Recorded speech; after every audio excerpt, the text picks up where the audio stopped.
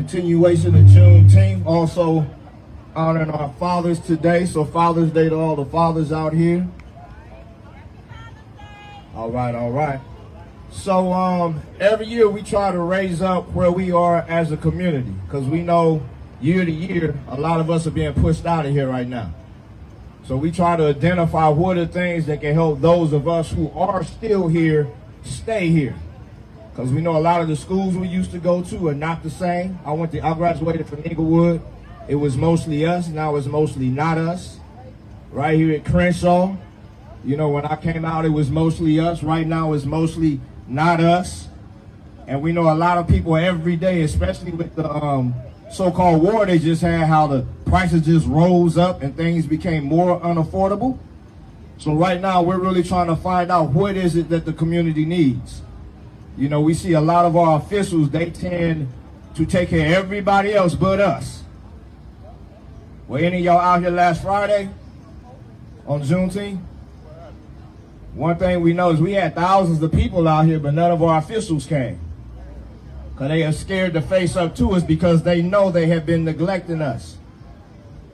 You know, the past several years, we've had black people out here dying on the sidewalks. Every year the rate went up. 7 people a day, but they don't talk about that. You don't hear nothing about that, huh? But they tell you we gotta be concerned about everybody else slowly moving into our communities, taking over our communities, being just as hostile and racist as the white people used to be. So what they expect us to do? I say Carmelo Anthony got it right. If they attack us, we have every right to defend ourselves.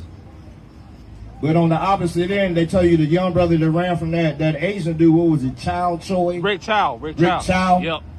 Chow had the right to shoot him down for nothing once again. Huh? So this is what we try to raise up. What is it that we need as a people?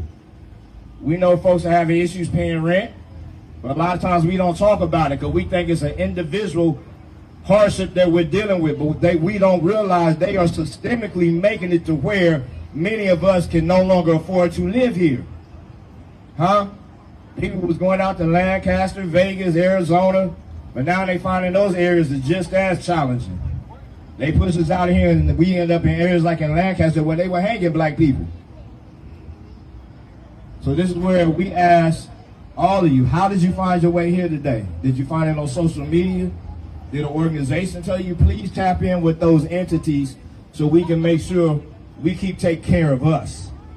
Every time throughout history where we have been challenged with a hardship, we have overcome those hardships by taking care of each other. We don't got time to be gangbanging on each other, beating each other down, wanting to catch up and catch a fade. If you want to catch a fade, catch that fade for a training. Don't follow up that fade trying to kill each other. If you lost, you lost. Because right now we got too many entities trying to drive us up out of here. And what you see standing right here, this is the only way we're going to maintain, by taking care of each other. Not just on Juneteenth. Make sure you support black businesses throughout. These Asian folks online right now talking about we should be grateful that they are now in our communities making money off of us, but constantly disrespecting us. A few years ago, we had to shut down a whole bunch of these businesses. Because every other day we seeing an Asian man beating up a black woman who came to give you money. Retarded. So again, loved ones, look around, tap in with who you got. Just don't be out here today, you young folks. I know y'all do the Instagram, TikTok, exchange that with your community. This is your community. This is your family. This is your backup. This is your support. Y'all might not see it because y'all are coming up in it. For those of us who was here when we black people had this, in between all these freeways was us. But today it ain't hardly that. And again, it's because every time we come into a hardship, we deal with that by ourselves, again, not knowing it's a systemic attack.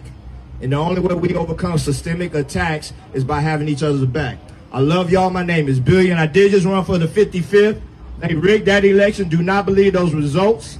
I was running against Isaac Bryan. He is one of the ones who blocked our reparation bills 2 years ago. The state of California acknowledged they owe us reparations. A bill was put forward to pay each and every single one of us individually $350,000 to $1.2 million each.